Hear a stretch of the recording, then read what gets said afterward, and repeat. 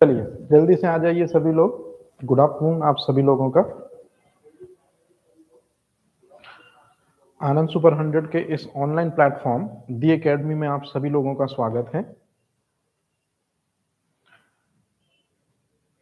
Science की series को लगातार अपन आगे बढ़ाते हुए बायोलॉजी के 100 क्वेश्चन को डन कर चुके हैं।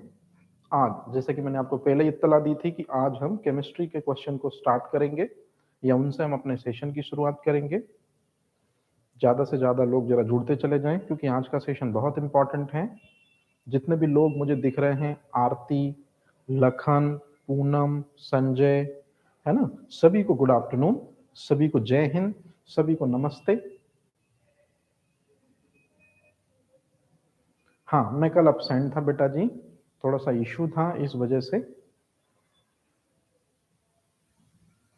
आरती राजपूत, जय हिंद। चलिए एक छोटी सी इंफॉर्मेशन दे दूं। कामिनी, हेलो सर, थैंक यू बेटा जी, मैं बहुत अच्छा हूँ। महेश, गुड आफ्टरनून बेटा जी, है ना। आप सभी लोग जो हैं निश्चित रूप में बहुत अच्छे होंगे, सभी बेहतर तरीके से सेशन को एंजॉय भी कर रहे होंगे, निश्चित रूप में बहुत सारी चीजें सीख भी रहे होंगे। और इसी कैटेगरी में अब हम आज जो है वो केमिस्ट्री डिस्कस करेंगे। तो सबसे पहले मैं आपको एक वैल्यूएबल इंफॉर्मेशन दे दूं। इसी बीच छाया, मीना का भी आना हो गया, है ना।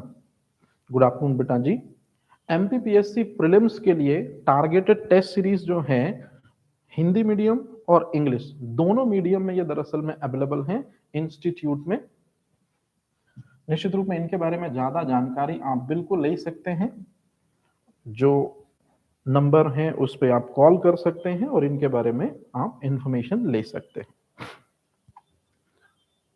हमारा जो सेशन है याद रखिएगा, ये टारगेटेड टेस्ट सीरीज का ये हिंदी मीडियम और इंग्लिश दोनों मीडियम में अवेलेबल है।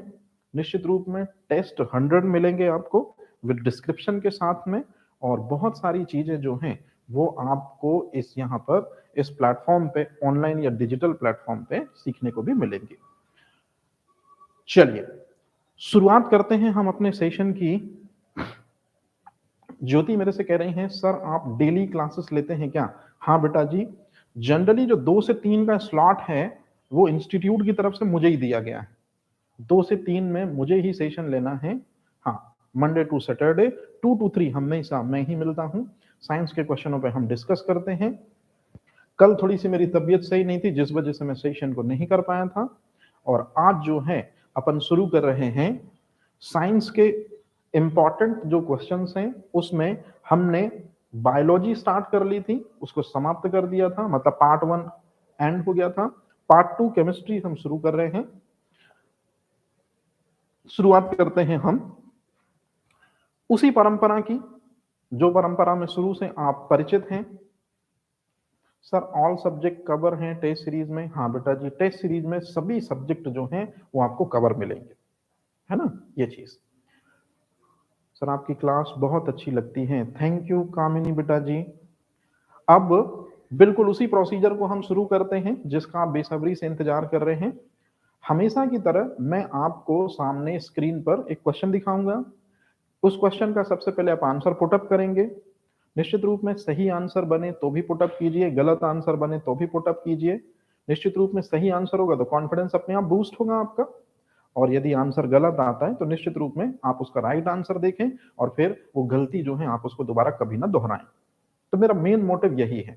तो चलिए शुरुआत करते हैं सीरीज की। क्वेश्चन नंबर पहला केमिस्ट्री का स्टार्ट करते हैं। क्वेश्चन है मानव शरीर में सर्वाधिक मात्रा में उपस्थित कार्बनिक यौगिक कौन सा है? ह्यूमन बॉडी में सबसे ज्यादा मात्रा में पाया जाने वाला ऑर्गेनिक कंपाउंड कौन सा है?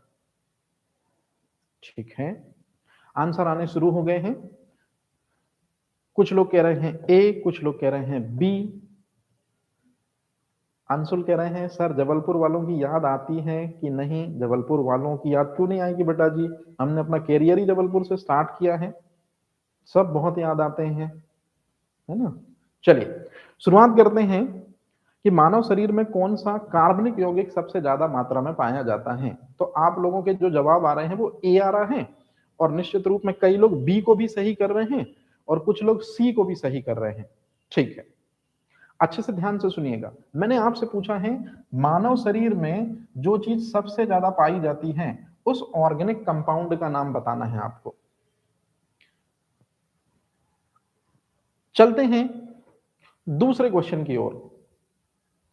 अब जब मैंने आपसे पूछा है क्वेश्चन नंबर 2, याद रखिएगा, मानव शरीर को वर्तमान समय में सारे कॉम्पिटिटिव एग्जाम आजकल इस वर्ड से भी क्वेश्चन पूछते हैं, जैव तंत्र, बायोलॉजिकल सिस्टम, क्योंकि हमारी जो ह्यूमन बॉडी है वो लगभग 10 से 11 या 12 सिस्टम से मिलकर बनती है। तो बायोलॉजिकल सिस्टम में सबसे ज्यादा मात्रा में जो एलिमेंट पाया जाता है, जो तत्व पाया जाता है, उसके बारे में पूछ रहा हूं मैं। तो अब निश्चित रूप में 4 ऑप्शन आपके सामने हैं, आप लोगों का जवाब जो है वो है ए, लेकिन कुछ लोग बी भी आंसर कर रहे हैं। अब आप देखो इस क्वेश्चन में कितना वेरिएशन मिला देखने को। तो सबसे पहले आप लोगों ने जो आंसर पुटअप किए हैं, अब आप खुद देखिए कि आपके द्वारा दिए गए आंसर यहां से मैच आते हैं क्या? आपके द्वारा दिए गए आंसर इस समरी से मैच आ रहे हैं क्या? जैसे मैंने पूछा है मानव शरीर में सबसे ज्यादा मात्रा में पाया जाने वाला कार्बनिक यौगिक, जो लोग ए ऑप्शन को कर रहे हैं, वाटर को जो लोग आंसर कर रहे हैं, वाटर जो है H2O, इसमें कहां कार्बन है? मतलब ऑर्गेनिक कंपाउंड में वाटर नहीं होगा। निश्चित रूप में इस सवाल का जो जवाब है वो होगा सी, प्रोटीन, क्योंकि प्रोटीन में कार्बन भी होता है, हाइड्रोजन भी होता, ऑक्सीजन भी होता, और मेन एलिमेंट कौन सा होता प्रोटीन में? नाइट्रोजन। तो पहले सवाल का जो जवाब है याद रखिएगा वो सी है। अच्छा, अब मैंने पूछा है मानव शरीर में या बायोलॉजिकल सिस्टम में कौन सा एलिमेंट सबसे ज्यादा पाया जाता है, तत्व। आप लोग जो लोग ए आंसर कर रहे हैं, वाटर कोई तत्व थोड़ी है, वाटर कोई एलिमेंट थोड़ी है, वाटर तो दरअसल में कंपाउंड है, वाटर तो दरअसल में यौगिक है। तत्व क्या होगा? याद रखिए तत्व होगा या तो हाइड्रोजन होगा या तो ऑक्सीजन होगा। तो हमारे शरीर में 65% वाटर पाया जाता है। ये 65% वाटर में हाइड्रोजन भी 65%, ऑक्सीजन भी 65%। तो ऑक्सीजन जो है ये सबसे ज्यादा मात्रा में पाई जाती है। तो ये है इस सवाल का सही जवाब कि कौन सा एलिमेंट सबसे ज्यादा पाया जाता है। अब निश्चित रूप में आपको कंफ्यूजन तो बहुत हुई होगी।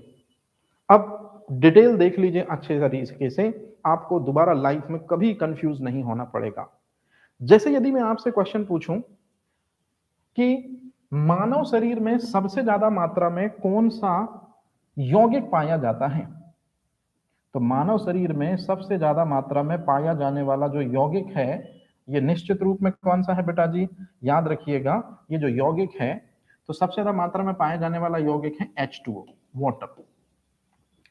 अब आप खुद ही मुझे बताइए या खुद ही आप दिमाग लगाइए, वाटर जो है वो कंपाउंड तो है, यौगिक तो है, लेकिन कैसा यौगिक है? निश्चित रूप में इनऑर्गेनिक कंपाउंड है, अकार्बनिक यौगिक है। तो क्वेश्चन नंबर मतलब डिटेलिंग नंबर 1, डिटेलिंग नंबर 2, इन दोनों सवालों का जवाब जो होगा वो होगा वाटर।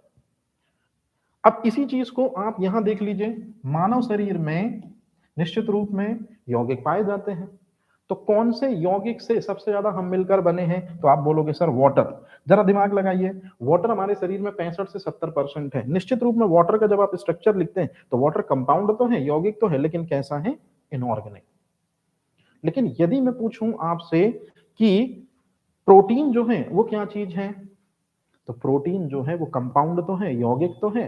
अब कंपाउंड क्या होता है? सोचो ये 7वीं क्लास में पढ़ाया जाता है आपको। यौगिक क्या है? 2 या 2 से अधिक एलिमेंट एक निश्चित अनुपात में यदि मिलते हैं तो उसे हम यौगिक कहते हैं, उसे हम कंपाउंड कहते हैं।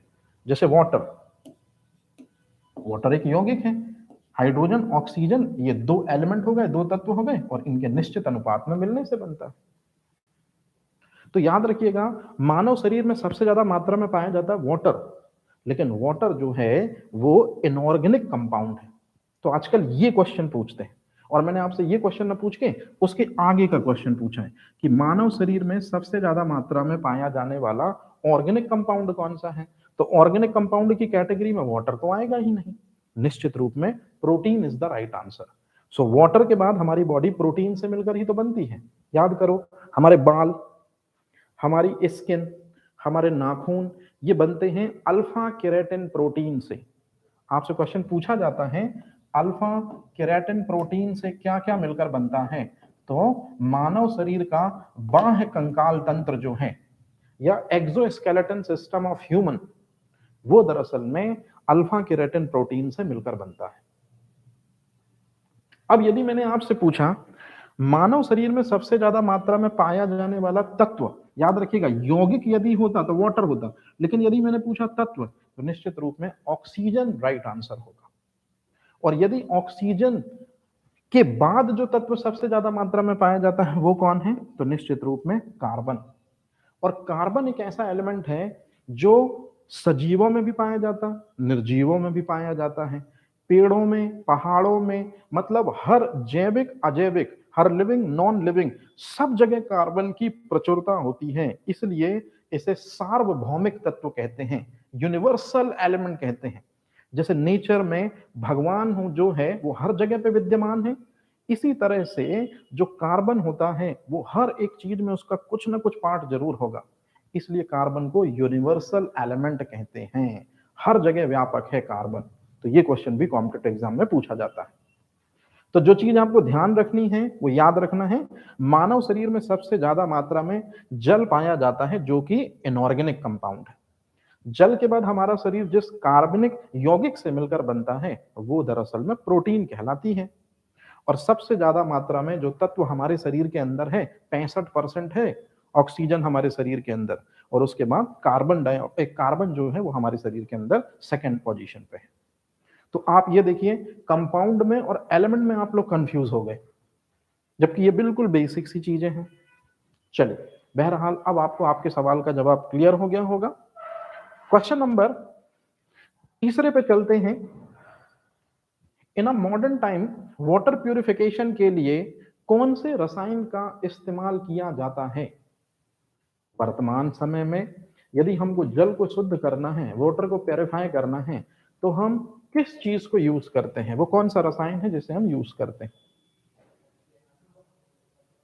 चलिए जरा जल्दी से सवाल का आंसर आप लोग देने की कोशिश करिए। लेकिन जब आप लोग आंसर करें टिक, तो ये चीज जरूर याद रखें, मैंने वर्तमान समय में पूछा है।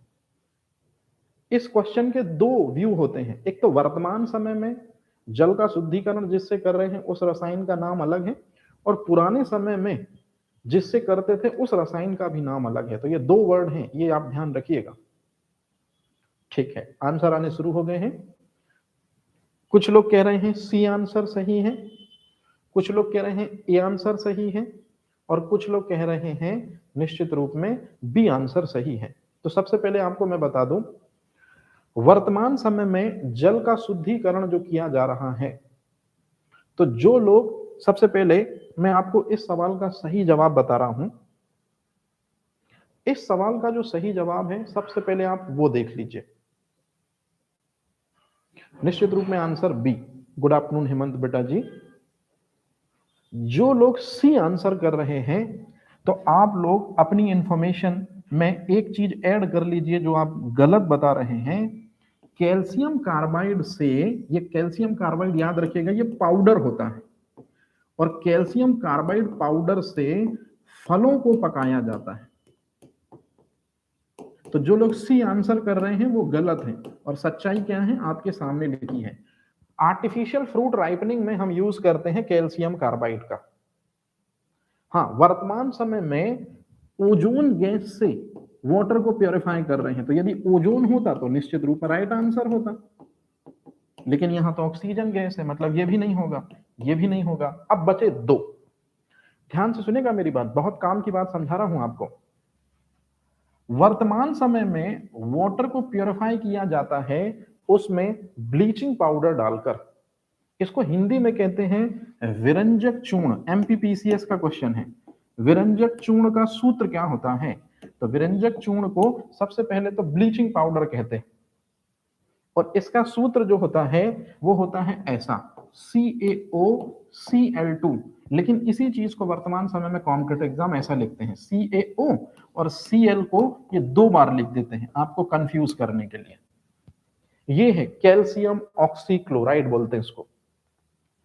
और आप लोग पढ़ोगे कि ब्लीचिंग पाउडर को कैल्शियम ऑक्सीक्लोराइड भी बोला जाता है और ये उसका सूत्र है, लेकिन आईएएस वगैरह में आप देखते होंगे कि इस सिंगल ओ में कई बार हम ऑक्सी ना बोल के इसे हाइपो भी पढ़ लेते हैं।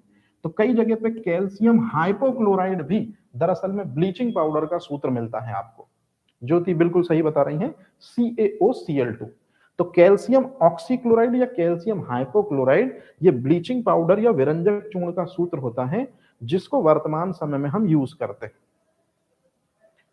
अब ध्यान से सुनिएगा, यदि मैं इस क्वेश्चन में वर्तमान की जगह एक वर्ड बस ऐड कर दूं और फिर आपसे पूछूं, चलिए बताइए इस क्वेश्चन को कि पुराने समय में जल के शुद्धिकरण के लिए किसका इस्तेमाल किया जाता था, तो आज से 20 साल पहले या 10 साल पहले यदि आप लोगों ने रूरल एरियाज में देखा होगा तो जो सरपंच महोदय हैं वो निश्चित रूप में कहाँ जाते थे, गवर्नमेंट हॉस्पिटल्स जाते थे। गवर्नमेंट हॉस्पिटल से क्या लेकर आते थे, लाल दवा। लाल दवा मतलब ये चीज पोटेशियम परमैंगनेट, जिसे कहते हैं KMnO4, और इसे लाकर पोटेशियम परमैंगनेट को, जिसे लाल दवा कहते हैं, पानी में डाल देते थे। तो पुराने समय में इससे जल का शुद्धिकरण करते थे, आज के समय में इससे जल का शुद्धिकरण करते हैं। तो ये चीज आप याद रखेंगे। अब जो चीज मैंने आपको समझाई आप जरा इस चीज को साफ सुथरे तरीके से देख लीजिए। विरंजक चूर्ण मतलब कैल्शियम ऑक्सीक्लोराइड जो है उसी को हम कैल्शियम हाइपोक्लोराइड भी कहते हैं। तो क्या सूत्र होता है, तो ये देखिए आपको ये सूत्र जो है ना, जैसे मैंने अभी आपको बताया कि CaOCl2 ऐसा भी लिख सकते हैं, CaOCl.Cl ऐसा भी लिख सकते हैं, और ऐसा भी लिखा जा सकता है। तो अब आप मुझे बताइए, तो क्या ये चीज सही लिखी है क्या? ब्लीचिंग पाउडर का ये जो फॉर्मूला लिखा हुआ है ये सही लिखा हुआ है क्या? ठीक है, अब ध्यान से सुनेंगे, बहुत इंपॉर्टेंट बात मैं आपको समझा रहा हूं।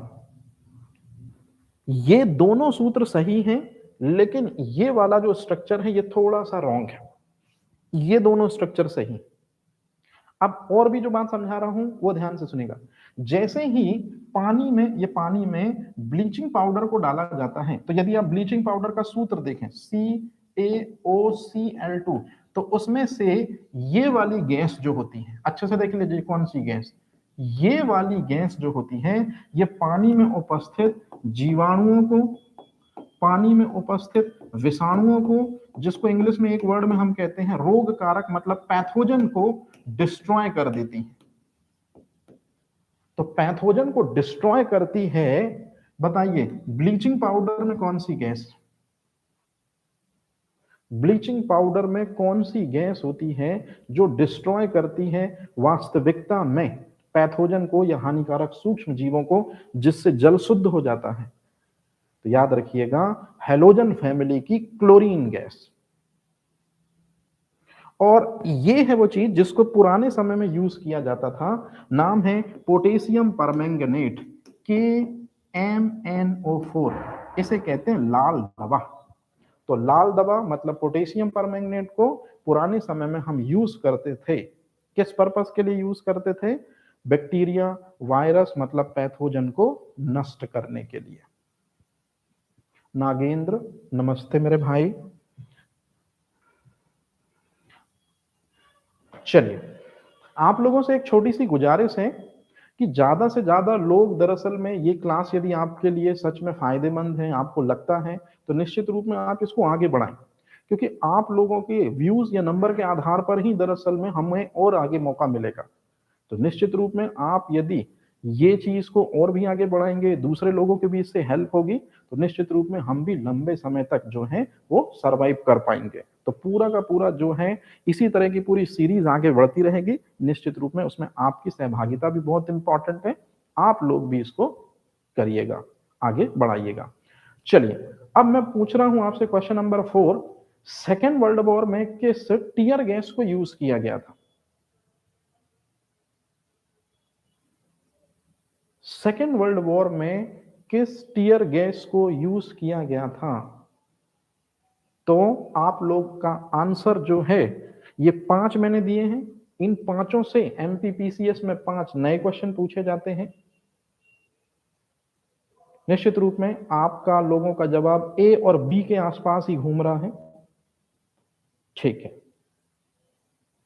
प्लीज आंसर जरूर आप लोग कीजिएगा भाई। हाँ, उससे ये होता है कि एटलीस्ट हम एक चीज सिलेक्ट करते हैं, अगर वो चीज सही हो जाती तो हमारा कॉन्फिडेंस बूस्ट होता अपने आप।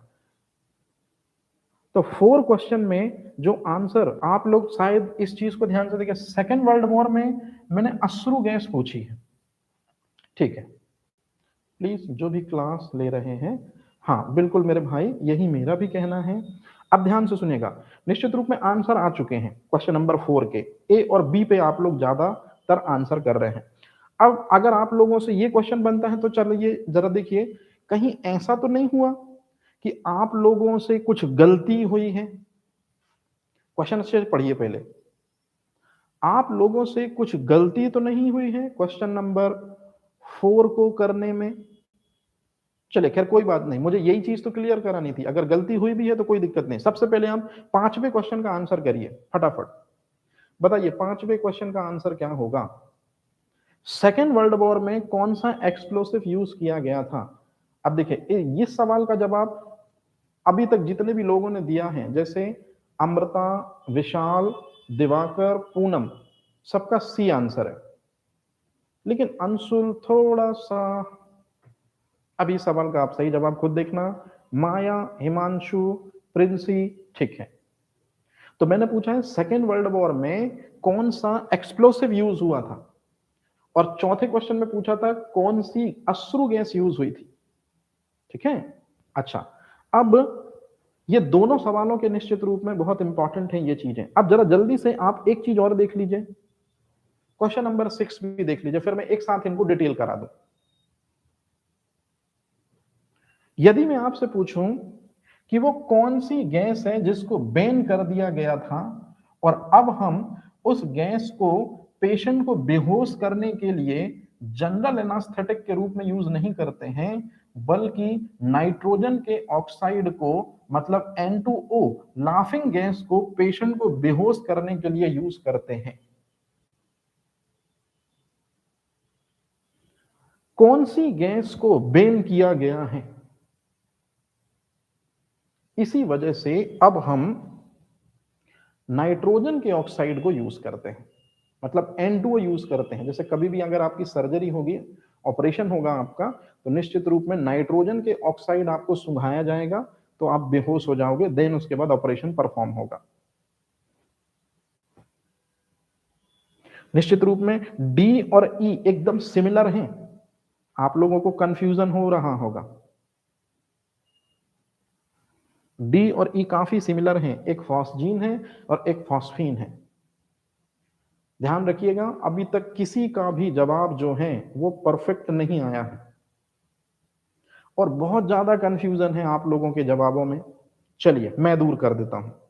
सबसे पहले, ठीक है, प्रिंसी, अमृता बिल्कुल सही है, लेकिन कमलेश, ठीक है, बढ़िया, बहुत बढ़िया। अब ध्यान से सुनिएगा, सबसे पहले आप इन सवालों के सही जवाब दीजिए। तो क्वेश्चन नंबर 4 से शुरू करते हैं। क्वेश्चन नंबर 4 और 5 का सही जवाब आप खुद देखिए, और एक बार क्वेश्चन जरूर पढ़िएगा। मैंने पूछा है सेकेंड वर्ल्ड वॉर में कौन सी टीयर गैस यूज हुई थी? तो सेकेंड वर्ल्ड वॉर में कौन सी टीयर गैस यूज हुई है? फॉस्जीन। अब मेरी बात ध्यान से सुनिएगा, जो लोग कह रहे हैं कि सर टीएनटी होना चाहिए, टीएनटी जो है वो ये थोड़ी है, टीएनटी तो ये चीज है, विस्फोटक है, एक्सप्लोसिव है। आरडीएक्स भी विस्फोटक है, और निश्चित रूप में मस्टर्ड गैस जो है वो अश्रु गैस है, और फॉस्जीन भी अश्रु गैस है, तो पहले तो आप ये चीज देख लीजिए। अब मैंने आपसे पूछा है सेकेंड वर्ल्ड वॉर में कौन सी अश्रु गैस यूज हुई थी, सो आंसर है उसका फॉस्जीन, ये यूज हुई थी। अब यदि मैं आपसे पूछूं सेकेंड वर्ल्ड वॉर में कौन सा एक्सप्लोसिव यूज हुआ था, सो एक्सप्लोसिव जो यूज हुआ था उसके डिस्कवरर का नाम है हेन सैनिंग। हेन सैनिंग ने आरडीएक्स को खोजा था, ये है दरअसल। तो यदि मैं आपसे पूछूं सेकेंड वर्ल्ड वॉर में कौन सा explosive, RDX. Second world war में कौन सी टीयर गैस, आंसर है फॉस्जीन, ये है। अब आप में से ज्यादातर लोग मेरे से कहेंगे कि सर ये एक बार और अच्छी तरीके से क्लियर करा दीजिए, तो ध्यान से सुनिएगा। आप यहां से बहुत आसानी से इस सवाल का जवाब ले सकते हैं। इस डिस्क्रिप्शन को ध्यान से देखिए। फर्स्ट वर्ल्ड वॉर जो है वो हुआ था 1914 से लेके 1918 तक। ये मैंने टीटीबीटी, वो वर्साए की संधि होते होते 19 हो गया था, है ना, तो ये वही चीज मैंने इंक्लूड कर दी है। फर्स्ट वर्ल्ड वॉर और सेकेंड वर्ल्ड वॉर कब स्टार्ट हुआ था, 1 सितंबर 1939 को, और एंड कब हो गया था, 2 सितंबर 1945 को। मतलब सेकेंड वर्ल्ड वॉर जो है वो 6 साल 1 दिन चला था। ये भी क्वेश्चन पूछा जाता है। अब आप खुद देखो, यहां मैंने दोनों चीजों के आंसर दिए हैं इस पूरे के पूरे सिनेरियो में। सबसे पहले मैं आपको बता रहा हूं, ये साइन एक्सप्लोसिव का होता है, विस्फोटक का साइन होता है। सो फर्स्ट वर्ल्ड वॉर में जिस एक्सप्लोसिव का यूज हुआ था, प्रथम विश्व युद्ध में जिस विस्फोटक का यूज हुआ था, उसे कहते हैं टीएनटी। आप में से ज्यादातर लोग यही आंसर कर रहे थे। ये फर्स्ट वर्ल्ड वॉर में यूज होने वाला एक्सप्लोसिव, और सेकेंड वर्ल्ड वॉर में यूज होने वाला एक्सप्लोसिव कौन सा था, आरडीएक्स। अब मैं थोड़ा सा आपसे क्वेश्चन अलग पूछ लूं। अगर मैं पूछूं कौन सी टीयर गैस, कौन सी अश्रु गैस फर्स्ट वर्ल्ड वॉर में यूज हुई थी, तो आंसर है मस्टर्ड। फर्स्ट वर्ल्ड वॉर में जो अश्रु गैस यूज हुई थी वो मस्टर्ड है, और सेकेंड वर्ल्ड वॉर में जो अश्रु गैस यूज हुई थी वो है ल्यूसाइट। तो अब आपको ये चीज याद रखनी है, मैं थोड़ी साइड में होकर आपको बता रहा हूं कि सेकेंड वर्ल्ड वॉर में जो एक्सप्लोसिव यूज हुआ था उसे हम कहते हैं आरडीएक्स, और सेकेंड वर्ल्ड वॉर में जो अश्रु गैस या टीयर गैस यूज हुई थी उसे हम कहते हैं ल्यूसाइट। तो ये दो चीजें जो हैं वो आपको याद रखनी है। तो अब किसी को कोई कंफ्यूजन तो नहीं होगा ना कभी लाइफ में कि फर्स्ट वर्ल्ड वॉर में कौन सी अश्रु गैस, तो आप खुद देख लीजिएगा, मस्टर्ड और एक्सप्लोसिव के रूप में टीएनटी। सेकेंड वर्ल्ड वॉर में कौन सी अश्रु गैस, आंसर है ल्यूसाइड और आरडीएक्स। तो अब आप लोग बिल्कुल भी गलत नहीं करेंगे, ठीक है।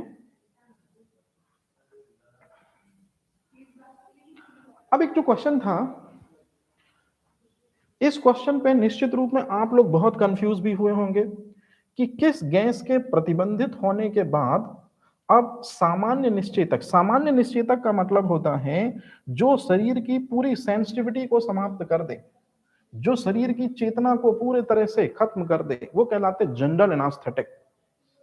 तो जनरल एनास्थेटिक के रूप में याद रखिएगा वर्तमान समय में हम इसका उपयोग करते हैं। ये पीटी में क्वेश्चन पूछा भी जाता है और आप लोग इसका आंसर सही भी कर देते हैं, N2O इसका उपयोग करते हैं वर्तमान समय में।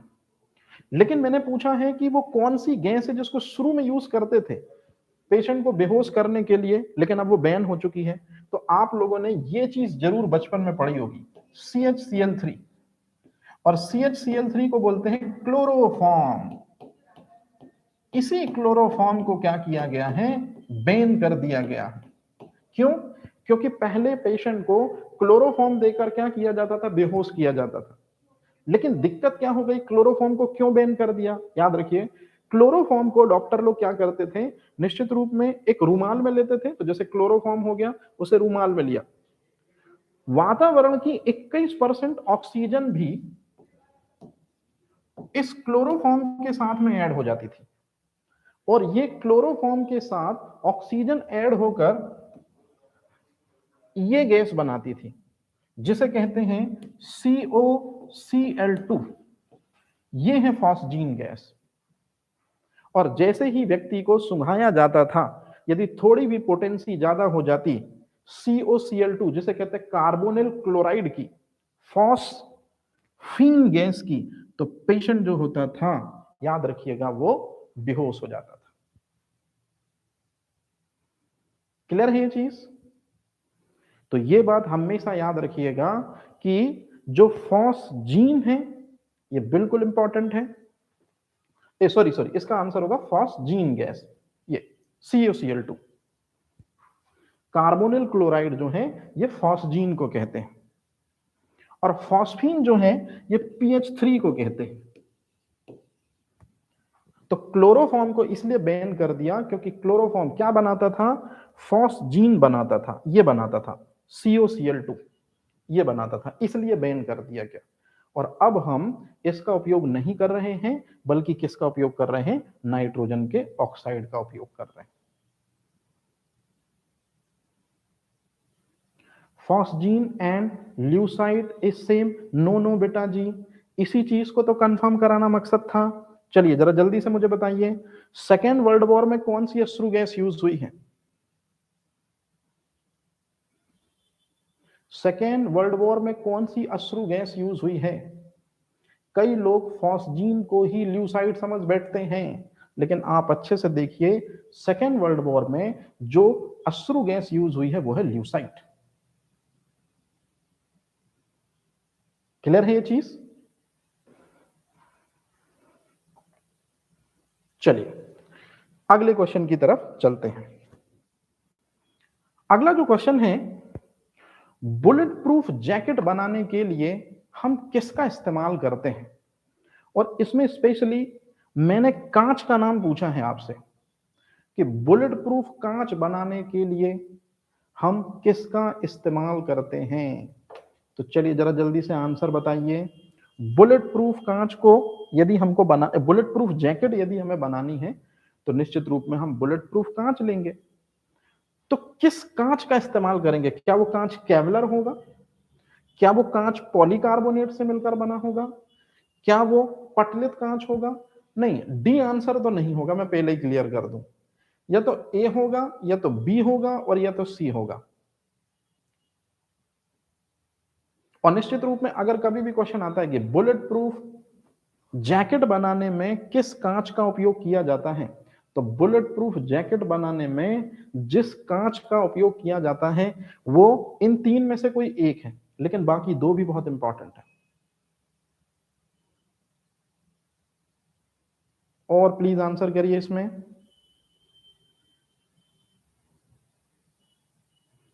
अच्छा, सबसे पहले इस सवाल का आप सही जवाब खुद देख लीजिए। इस सवाल का जो सही जवाब है वो है सी। बुलेट प्रूफ जैकेट बनाने के लिए याद रखिए किस कांच का उपयोग करते हैं? पटलित कांच। बहुत कम लोगों ने सवाल का सही जवाब दिया, सी आंसर है। अब इसकी सच्चाई आप देख लीजिए तो आपको बहुत क्लियर हो जाएंगी चीजें, क्योंकि यहां से 3 क्वेश्चन पूछे जाते हैं कॉम्पिटिटिव एग्जाम में। क्या क्वेश्चन पूछे जाएंगे ध्यान से समझिएगा। यदि आपसे मैं पूछूं बुलेट प्रूफ जैकेट बनाना है मेरे को, या बुलेट प्रूफ ग्लास बनाना है मेरे को, है ना, तो मुझे क्या लेना पड़ेगा? 3 चीजें लेनी पड़ेंगी। पहला लेना पड़ेगा बुलेट प्रूफ ग्लास, कांच लेना पड़ेगा। दूसरा रेशा लेना पड़ेगा, और तीसरा प्लास्टिक। अब ध्यान से सुनिएगा, ये जो देख रहे हैं ना आप, ये है बुलेट प्रूफ ग्लास। तो बुलेट प्रूफ ग्लास बनाने के लिए या बुलेट प्रूफ जैकेट यदि बनाना है तो इस तरह के कांच हम लेते हैं। ऐसे कांच को बोलते हैं पटलित कांच, या ऐसे कांच को हिंदी में कहते हैं रेसेदार कांच। ये पट्टियां जो दिख रही हैं ना, ये दरअसल में कहलाती हैं पटलित कांच। बहुत बढ़िया काम है। तो पटलित या रेसेदार कांच लेते हैं। अच्छा, अब एक कांच, जैसे कि ये कांच एक हो गया और दूसरा कांच, एक और दूसरे कांच के बीच में ये चीज ऐड करते हैं, इसे कहते हैं पॉलीकार्बोनेट। और पॉलीकार्बोनेट का मतलब क्या होता है? सॉरी, पॉलीकार्बोनेट का मतलब होता है प्लास्टिक।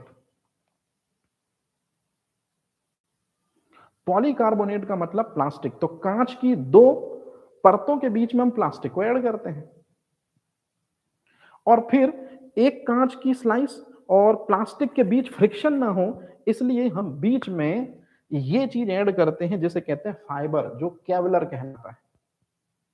तो आपसे 3 क्वेश्चन पूछे जाएंगे कि बुलेट प्रूफ ग्लास बनाने के लिए, या बुलेट प्रूफ ग्लास यदि हमको बनाना है, या बुलेट प्रूफ जैकेट यदि हमको बनाना है, तो 3 चीज लेंगे। लैमिनेटेड ग्लास लेंगे, केवलर फाइबर लेंगे और निश्चित रूप में प्लास्टिक के रूप में क्या लेंगे हम, पॉलीकार्बोनेट। ठीक है, नीलम का भी ए आंसर है। तो ये इस सवाल का जो सही जवाब होगा वो होगा सी। ठीक है,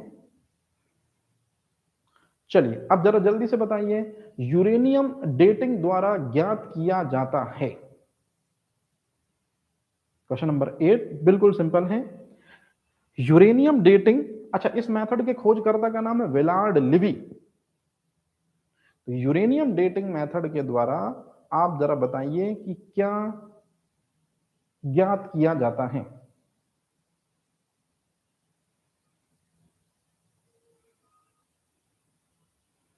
तो यूरेनियम डेटिंग मेथड के द्वारा जो चीज ज्ञात की जाती है, आप में से ज्यादातर लोग ए और डी, फिर ए,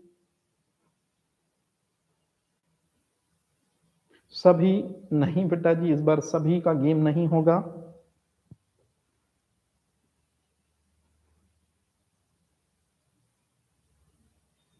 चलिए मैं मदद करता हूं आपकी। ठीक है, सबसे पहले आप इस सवाल का सही जवाब देख लीजिए, लेकिन उससे पहले अगर आपको कार्बन डेटिंग मेथड पता है तो आपको यूरेनियम डेटिंग मेथड पता है तो कार्बन डेटिंग भी पता होनी चाहिए।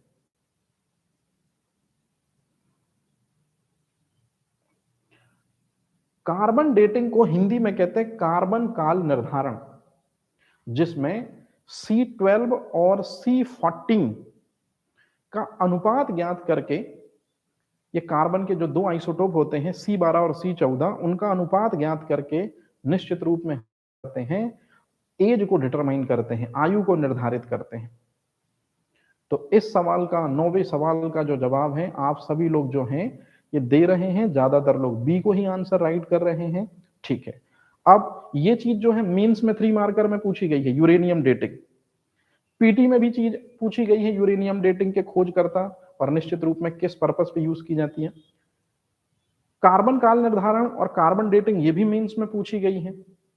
अब ध्यान से सुनिएगा, सबसे पहले आप जब इन सवालों के सही जवाब देखेंगे तो आप बहुत सी चीजें सीख लेंगे और कभी दोबारा गलत मत कीजिएगा। सबसे पहले आप खुद देखिए आराम से क्वेश्चन नंबर 8 का सही जवाब।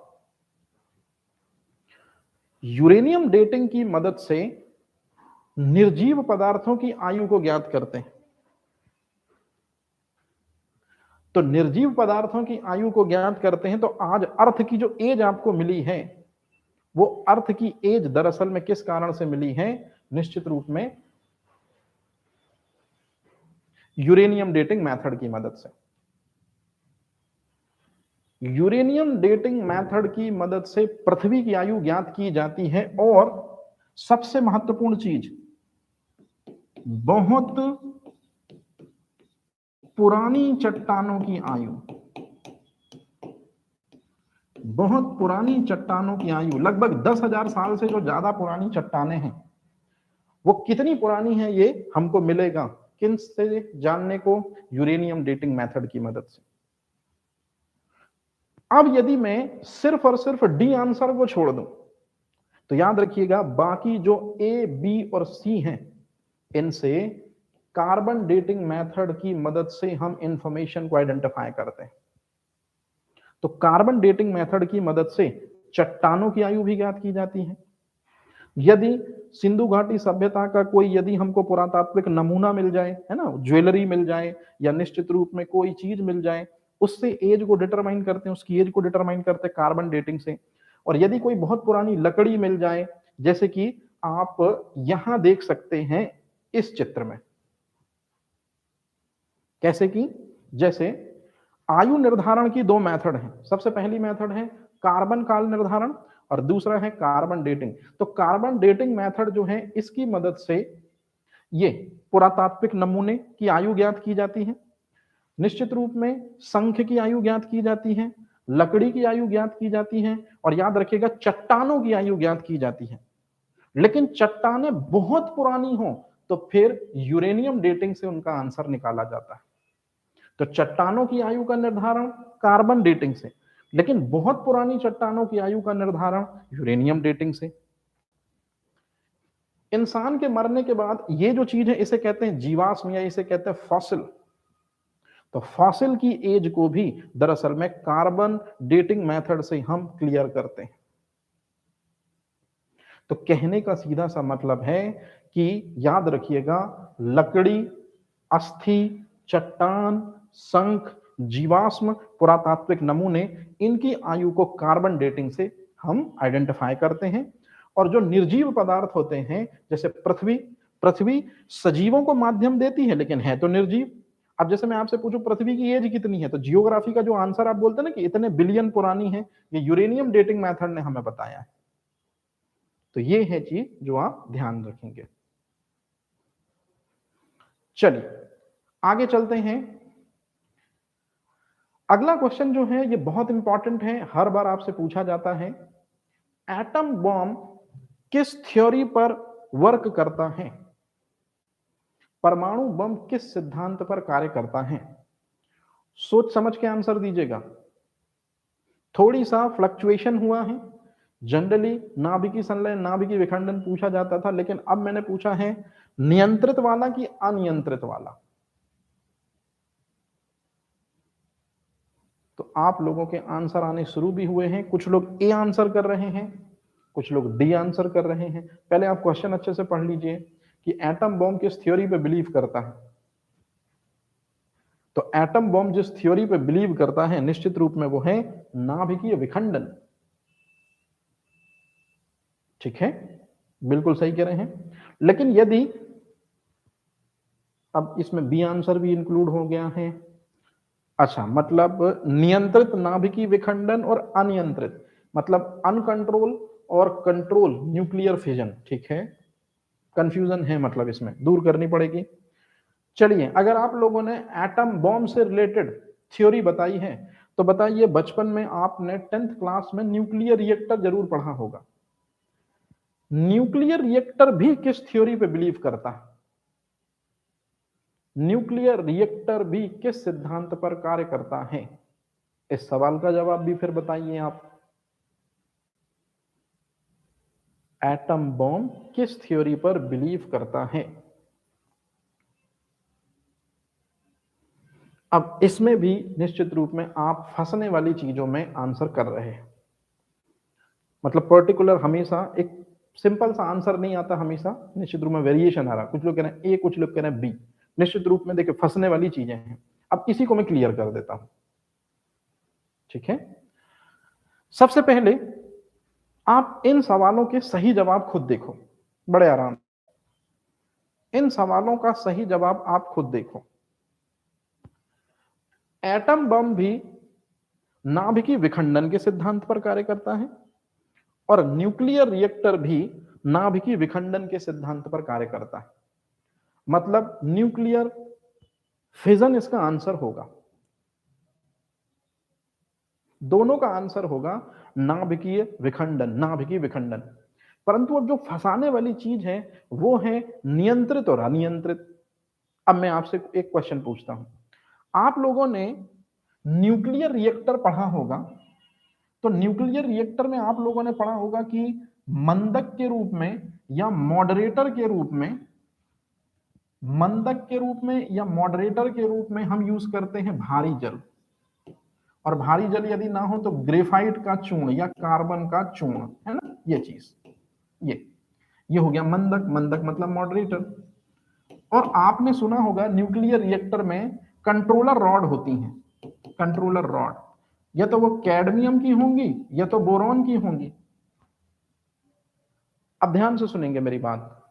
मंदक के रूप में हम यूज करते हैं भारी जल और ग्रेफाइट का चूर्ण या कार्बन का चूर्ण, और नियंत्रक क्षणों के रूप में यूज करते हैं कैडमियम की छड़ या बोरॉन की छड़। इन दोनों के कारण ही नाभिकीय रिएक्टर के अंदर जो नाभिकीय विखंडन है, न्यूक्लियर फिजन है, याद रखिएगा, वो नियंत्रित हो जाता है। मतलब यदि आपको अब नाभिकीय रिएक्टर किस थ्योरी पे बिलीव करता है तो नाभिकीय विखंडन वर्ड नहीं देगा, ये भी वर्ड देगा नियंत्रित अनियंत्रित। तो आपको याद रखना है कि हाँ, मंदक के रूप में यूज करते हैं और कंट्रोलर रॉड के रूप में कैडमियम बोरॉन। तो इस तरह से ये नियंत्रित हो जाती है प्रक्रिया। और अब यदि मैं आपसे पूछूं कि एटम बॉम्ब किस थ्योरी पे बिलीव करता है, सो एटम बॉम्ब में याद रखिएगा, एक बार यदि यूरेनियम को न्यूट्रॉन ने हिट किया तो फिर किसी भी कायनात में कोई ऐसी ताकत नहीं है जो इनके दरअसल में संयोग को रोक सके। मतलब एक बार न्यूट्रॉन यदि हिट किया यूरेनियम 235 को एटम बॉम्ब के अंदर, तो फिर आप चाहकर भी नहीं रोक पाओगे। तो इस सवाल का जो सही जवाब है वो है नाभिकीय विखंडन। लेकिन आप चाहकर भी इस रिएक्शन को नहीं रोक पाओगे एटम बॉम्ब के अंदर, इसलिए इसका जवाब है डी। अब आप मुझे जरा कमेंट करके बताइए कि कितने लोगों का सही जवाब था। दोनों सही जवाब थे। जिन लोगों के दोनों सही जवाब हैं जरा प्लीज मुझे थंब बताइए या फिर यस नो से आंसर कर कर बताइए। सोचिए कितने खतरनाक क्वेश्चन पूछे जाते हैं आजकल। यदि आपको बेसिक नहीं पता है तो निश्चित रूप में आप आंसर को कहीं गलत ना कर दें। पूनम कह रही है मेरे दोनों सही हैं, ठीक है, बिल्कुल याद रखिएगा। अच्छा, हिमांशु कह रहे हैं एक सही है, कोई बात नहीं। जिया दोनों सही, बहुत बढ़िया, ठीक है, एक सही एक गलत, कोई दिक्कत नहीं है, ठीक। इसीलिए मैं ऐसे क्वेश्चन जानबूझकर आपके सामने लाता हूं, है ना, जिसमें आपको दोनों चीजें मिले और आप दोनों में कंफ्यूज हो। तो अब उम्मीद करता हूं कि इस तरह की चीजें आपको सिखाएंगी, ये सच बताएंगी। अब देखिए एक सही, अगली बार आप बिल्कुल जो चीजें आपने गलत की हैं उसको बिल्कुल सही कर लीजिएगा। थोड़ी सी इंफॉर्मेशन ले लीजिएगा, इंपॉर्टेंट है ये चीज। सेकेंड वर्ल्ड वॉर जब हुआ तो सेकेंड वर्ल्ड वॉर में जापान के दो शहरों हिरोशिमा और नागासाकी पर 6 अगस्त को और 9 अगस्त को एटम बम गिरा था। अब आप लोगों को यह बहुत अच्छे से पता होना चाहिए कि एटम बम गिराने का अधिकार जो है निश्चित रूप में वो यूएसए के प्रेसिडेंट ने दिया था, और वो यूएसए के प्रेसिडेंट हैं फ्रैंकलिन डी रूजावेल्ट। सो फ्रैंकलिन डी रूजावेल्ट ने कहा था कि 6 अगस्त को हिरोशिमा पर इस दुनिया का पहला एटम बम पटक दो, और फिर भी यदि सरेंडर नहीं किया था जापान ने तो फिर 3 दिन बाद मतलब 9 अगस्त को निश्चित रूप में आप दूसरा एटम बम पटक दो जिसे कहते हैं फैटमैन। तो कहने का सीधा सा मतलब है कि लिटिल बॉय जो है, याद रखिएगा, ये इस दुनिया का सबसे पहला एटम बम है, और फैटमैन जो है वो उस दुनिया का दूसरा एटम बम है। तो लिटिल बॉय और फैटमैन ये दोनों ही एटम बॉम्ब हैं, और ये दोनों के दोनों नाभिकीय विखंडन पे काम करते हैं, लेकिन याद रखिएगा अनकंट्रोल, इसलिए इतनी तबाही मची थी, इतना ज्यादा भीषण विस्फोट हुआ था कि 70 सिटियां तो अपने आप तबाह हो गई थी और लाखों लोग मारे गए थे। ये है दरअसल में राम कहानी इसके पीछे की।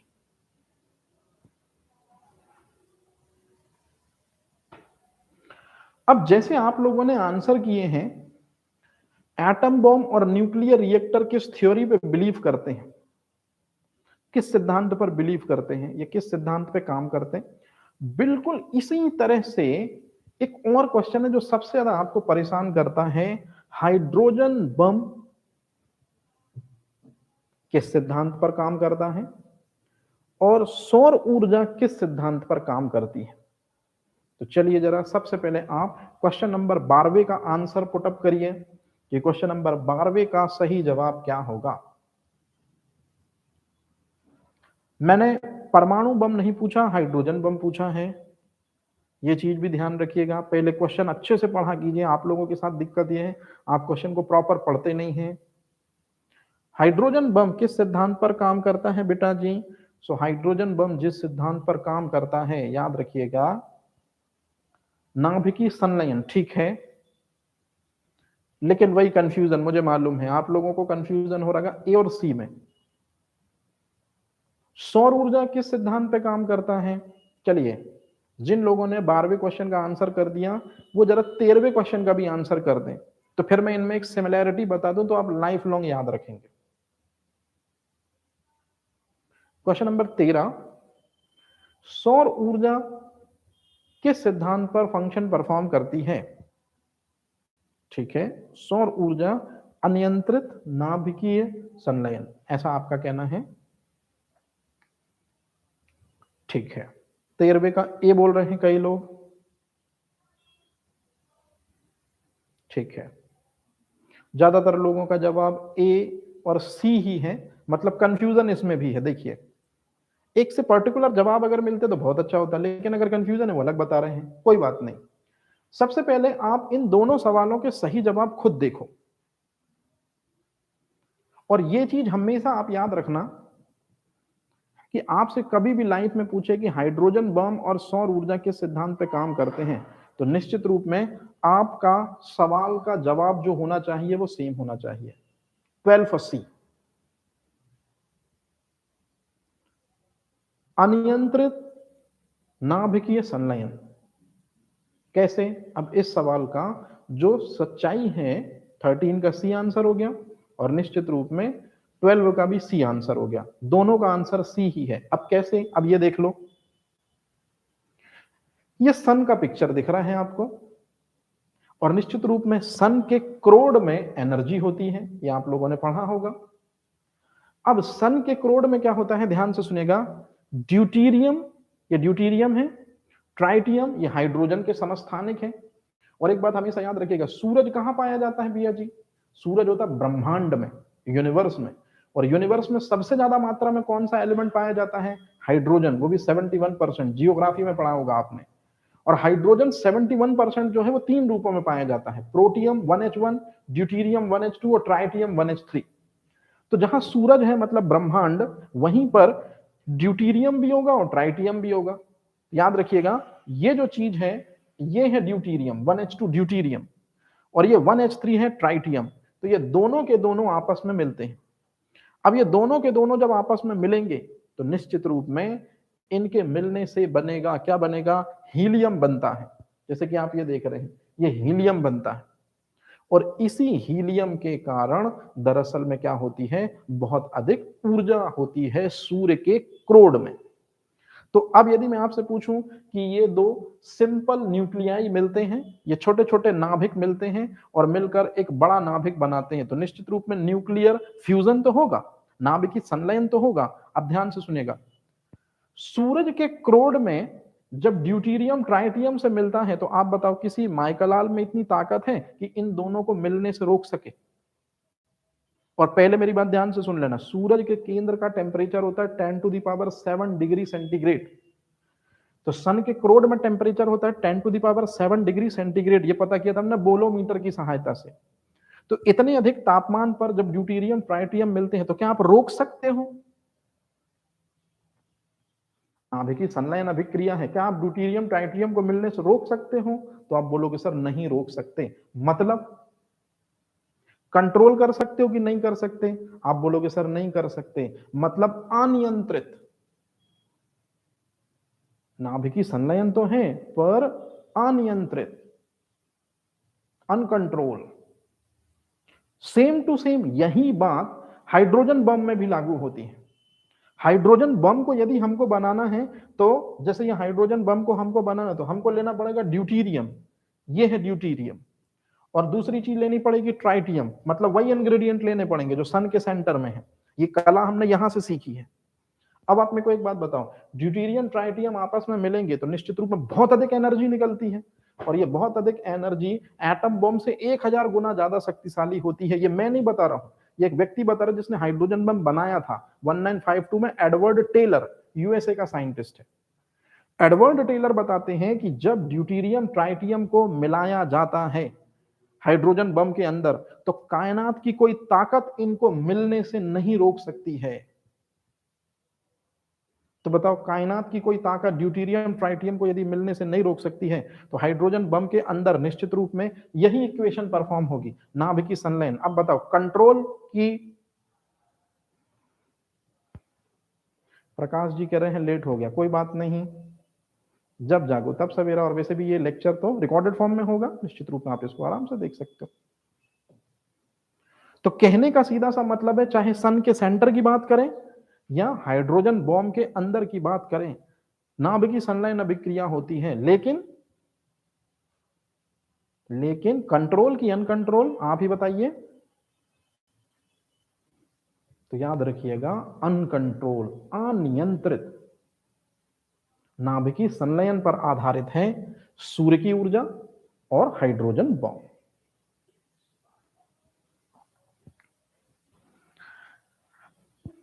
चलते हैं अगले की तरफ। अगला जो क्वेश्चन है, क्वेश्चन नंबर 14,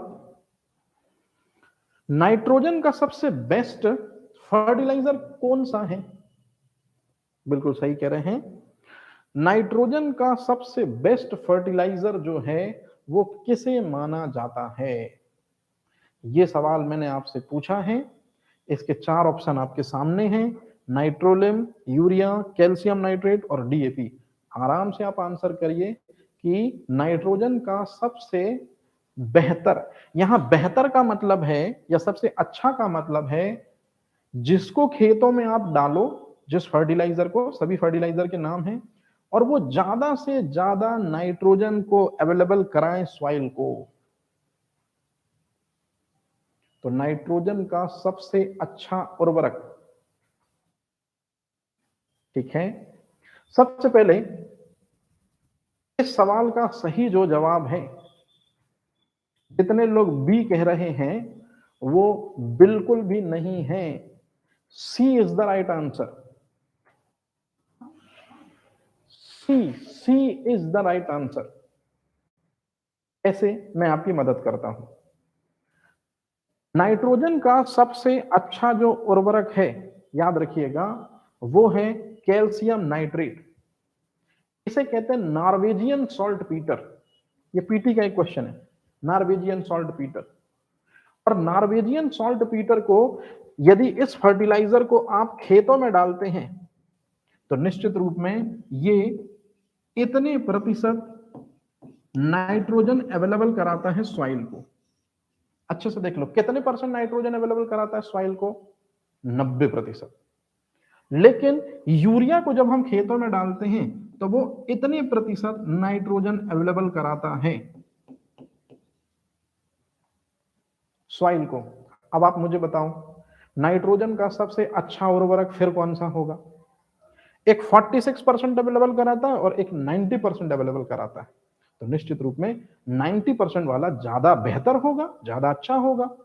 ये चीज आप याद रखिएगा, है ना। सी राइट आंसर होगा। लेकिन यदि मैं आपसे पूछूं ग्रामीण इलाकों में सबसे ज्यादा कौन सा नाइट्रोजन का उर्वरक यूज किया जाता है, तो ग्रामीण इलाकों में सबसे ज्यादा जो उर्वरक यूज किया जाता है वो होता है यूरिया। कैल्शियम नाइट्रेट बहुत महंगा होता है, इसलिए कैल्शियम नाइट्रेट को यूज नहीं करते हैं रूरल एरियाज में। सस्ता मिलता है यूरिया, 400, 500, 600, 700 रुपए की बोरी, इसे यूज करते हैं। तो यही चीज का भ्रम मेरे को आपके दिमाग में से हटाना था कि नाइट्रोजन का सबसे बेहतर फर्टिलाइजर यूरिया के अलावा नॉर्वेजियन सॉल्ट पीटर भी है। अब एक और बात ध्यान से सुनिएगा, कैल्शियम नाइट्रेट जो है जिसको नॉर्वेजियन सॉल्ट पीटर कहते हैं, तो केमिस्ट्री में 3 आपको मिलते हैं सॉल्ट पीटर। एक तो नॉर्वेजियन सॉल्ट पीटर हो गया, दूसरा होता है KNO3, इसे सॉल्ट पीटर कहते हैं। बारूद बनाने में इसका उपयोग किया जाता है, गन पाउडर बनाने में पोटेशियम नाइट्रेट या सॉल्ट पीटर का उपयोग किया जाता है। जय हिंद मेरे भाई। और चिली सॉल्ट पीटर जो है इसे NaNO3 कहा जाता है, सोडियम नाइट्रेट। यदि वर्तमान समय में हमको डायनामाइट बनाना है तो हम अटकामा मरुस्थल जाएंगे और अटकामा मरुस्थल में ही मिलेगा हमको चिली सॉल्ट पीटर या सोडियम नाइट्रेट, वहां से लेकर आएंगे तब कहीं हम बना पाएंगे। क्या बना पाएंगे बेटा जी?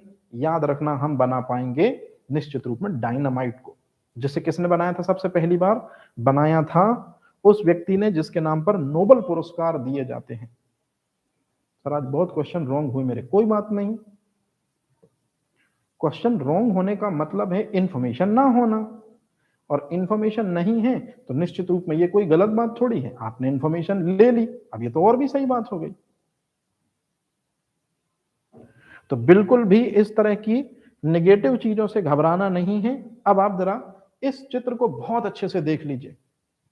यहां से आपके 2-3 डाउट जो हैं ये बहुत अच्छे तरीके से क्या होंगे, क्लियर हो जाएंगे। कैसे, ध्यान से समझिएगा। जैसे ये जो चित्र आप देख रहे हैं ना, ये चित्र, ये है सबसे बेहतर नाइट्रोजन देने वाली चीज, इसे कहते हैं कैल्शियम नाइट्रेट। और ये कैल्शियम नाइट्रेट जो है, याद रखिएगा, यही है नॉर्वेजियन सॉल्ट पीटर, ऐसा दिखता है ये 90% नाइट्रोजन अवेलेबल कराता है सॉइल को। ये जो है यूरिया, यूरिया को जैसे ही हम खेतों में डालते हैं तो 46% नाइट्रोजन मिल जाती है, ये आप लोगों ने पढ़ा होगा। लेकिन आपके नॉलेज में एक छोटी सी चीज मैं जोड़ दूं, जब आप यूरिया को खेतों में बिखराते हैं तो वो 46% नाइट्रोजन तत्काल नहीं मिल जाती। दरअसल में यूरिया को जैसे ही खेतों में डाला जाता है, यूरिया पहले ये बनाता है नाइट्रेट NO3, और फिर यही नाइट्रेट जो है ये पूरी जमीन में बिखर जाता है और पौधे की जड़ें नाइट्रेट का अवशोषण करती हैं, और जब नाइट्रेट का अवशोषण करेंगी तो निश्चित रूप में नाइट्रोजन भी पौधे के अंदर चला जाता है। ये है दरअसल सच्चाई कि यूरिया को डाला जाता है तो डायरेक्ट नाइट्रोजन नहीं मिल जाता प्लांट को, यूरिया को डालने पर प्लांट को पहले मिलता है नाइट्रेट, और उस नाइट्रेट को प्लांट की रूट एब्जॉर्ब करके नाइट्रोजन यूज कर लेती हैं, और फिर उससे इस पौधे की ग्रोथ एंड डेवलपमेंट, वृद्धि और विकास हो जाता है। तो आपसे कभी भी अगर क्वेश्चन पूछें, यूरिया को खेतों में डालने पर जो नाइट्रोजन 46% मिलता है, वो नाइट्रोजन 46% वास्तविकता में किस चीज से पौधे प्राप्त करते हैं? नाइट्रेट से।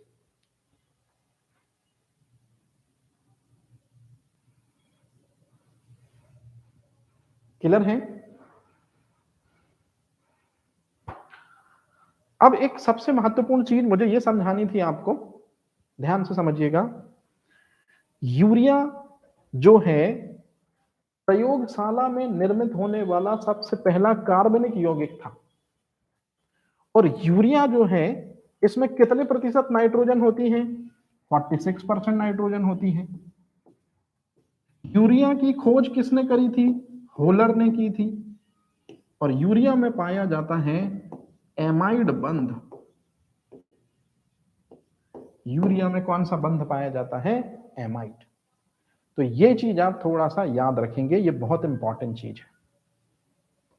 प्रयोगशाला में सबसे पहले बनने वाला कार्बनिक यौगिक भी यही है। 46% नाइट्रोजन होती है यूरिया में, 46% यूरिया में नाइट्रोजन होती है, एमाइड बंध पाया जाता है, और होलर नामक साइंटिस्ट ने बनाया था। अब मैंने आपको जो अभी बताया, कैल्शियम नाइट्रेट जिसे नॉर्वेजियन सॉल्ट पीटर कहते हैं, ये नाइट्रोजन का सबसे अच्छा उर्वरक है। क्यों नाइट्रोजन का सबसे अच्छा उर्वरक बोला? क्योंकि जैसे ही हम खेतों में डालते हैं तो ये 90% नाइट्रोजन देता है। यूरिया सबसे ज्यादा यूज किया जाने वाला उर्वरक है, वो भी रूरल एरियाज में, लेकिन याद करो वो 46% नाइट्रोजन देता है। अब एक ये क्वेश्चन जो है, नाइट्रोलिम क्या है? ये एक खाद है, ये एक उर्वरक है, लेकिन इस खाद में दो चीजें होती हैं। पहला कैल्शियम साइनाइड, और दूसरा ग्रेफाइट का चूर्ण, या जिसे हम कहते हैं कार्बन का चूर्ण। इस मिश्रण को यूज करते हैं बुवाई से पहले। क्यों बुवाई से पहले? गुड आफ्टरनून बेटा जी संजय। कैल्शियम साइनाइड और कार्बन चूर्ण, जिसे नाइट्रोलिम मिक्सचर कहा जाता है, इसको बुवाई से पहले यूज करते हैं। क्योंकि जैसे बुवाई से पहले हम यूज करते हैं तो हमने डाला नाइट्रोलिम, तो इसमें जो कैल्शियम साइनाइड है ये मृदा को नुकसान पहुंचाने वाले जीवों को नष्ट कर देता है, और ग्रेफाइट चूर्ण जो होते हैं ये निश्चित रूप में सॉइल की फर्टिलिटी को बढ़ाने वाली चीज को दरअसल में क्या करता है? बढ़ाता है। मतलब ऐसे बैक्टीरिया के नंबर को ग्रो कराने में मदद करता है जो फायदेमंद होते हैं। कौन? ग्रेफाइट चूर्ण। तो इसलिए आपसे क्वेश्चन पूछा जाता है कि बुवाई से पहले खेतों में क्या डाला जाता है? तो नाइट्रोलिम मिक्सचर डाला जाता है, जो एक तरह की खाद होती है जो दो चीजों से मिलकर बनती है।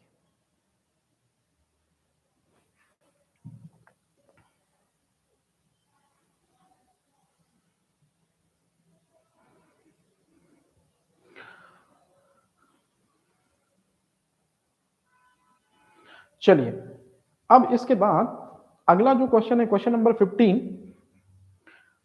जरा इस क्वेश्चन का प्लीज आंसर करिए, और अपना टाइम जो है वो लगभग हो चुका है। तो अपन जब कल शुरुआत करेंगे अपने सेशन की तो इसी क्वेश्चन से करेंगे। निश्चित रूप में कौन सा कथन असत्य है ये आपका क्वेश्चन होगा। यहीं से हम अपने सेशन की शुरुआत करेंगे, लेकिन यदि आप चाहते हैं तो प्लीज इसका आंसर कर सकते हैं। सी ऑप्शन, ठीक है। याद रखिएगा एक बात, ज्यादा से ज्यादा लोग इस क्लास को प्लीज शेयर करें, ज्यादा से ज्यादा लोगों तक पहुंचाएं, क्योंकि कम समय में अपन बहुत जल्दी लगभग सिलेबस को कंप्लीट कर लेंगे। जैसे 10 क्लासों में हम पूरी केमिस्ट्री के क्वेश्चन को कंप्लीट कर लेंगे, और खासतौर से वो जिनमें डाउट होता है आपको बहुत ज्यादा, है ना। तो ये चीज, अब देखिए इस सवाल का जो जवाब है वो मैं कल बताऊंगा। क्लास बिल्कुल डेली होती है, आप बिल्कुल आ सकते हैं, ज्यादा से ज्यादा लोगों तक इस क्लास को पहुंचा सकते हैं। वैसे ऑलरेडी ये वीडियो डाउनलोड रहता ही है, आप कभी भी देख सकते हैं। लेकिन यदि आप मेरे साथ आंसर करेंगे तो आपको बहुत बेनिफिट मिलेगा, क्योंकि आप सामने आकर बहुत सारी चीजें सीखेंगे, क्योंकि मैं आपसे जवाब लेकर ही अपने सेशन को आगे बढ़ाता हूं। आपसे जवाब लेकर ही मैं अपने क्वेश्चन को आगे बढ़ाता हूं। एमपीपीएससी 2001 का नोटिफिकेशन कब आएगा? 2021 का नोटिफिकेशन बस आने ही वाला है बेटा जी। ये 24 तारीख को यदि रिजल्ट क्लियर कर देते हैं मींस का, है ना, तो निश्चित रूप में आपके लिए वैकेंसी आ जाएंगी। और 0 ईयर तो मुझे नहीं लगता है जाने देंगे। सर इसका आंसर बता दीजिए। इसका आंसर कल, क्योंकि जो लोग सी आंसर कर रहे हैं निश्चित रूप में वो जो है, ठीक है, जो लोग सी आंसर कर रहे हैं वो लोग अच्छे से देखना। और लास्ट में जाते जाते आप लोगों से, सर संडे को क्लास रहेगी क्या? नहीं, संडे को कोई क्लास नहीं मेरे भाई, सिर्फ और सिर्फ सोमवार से शनिवार, मतलब मंडे टू आपका सैटरडे क्लास रहेगी बस।